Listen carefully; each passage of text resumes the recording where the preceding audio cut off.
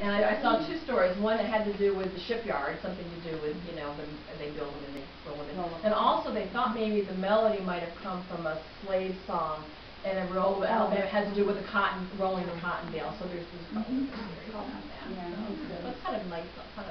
Sounds like a combination of call and response and speech. Yeah, well, I think a little bit of both. The other song I wanted to talk a little bit about is called Farragut's Ball. An important strategy of both sides was to interrupt the supply lines of the others, like any war supply, or play a big part of the strategies. Establishing and running blockades became a significant role of each navy. The Confederates had attempted to weaken the Union blockades using newly developed weapons called torpedoes. Whoa. At this time, torpedoes referred to what we now call mines, landmines. They were non-motorized and stationary. And I can't remember, somewhere they were filled with something. I don't remember exactly what, but they essentially were run into them and sink.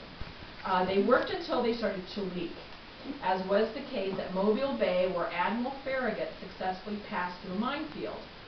Rear Admiral David Farragut, U.S. Navy, coined the phrase, "Damn the torpedoes, full speed ahead." That's where that came from. Yes, Other Union vessels were not as lucky. The USS Cairo became the first of 58 ships sunk by Confederate mines, but the Union possessed enough ships to more quickly replace them. The dark humor of the ballad Farragut's Ball recounts the Battle of Mobile Bay, which closed the Confederacy's last major port on the Gulf of Mexico. It's a parody of a popular Irish comedic song, Lanigan's Ball, the story of a social occasion gone awry.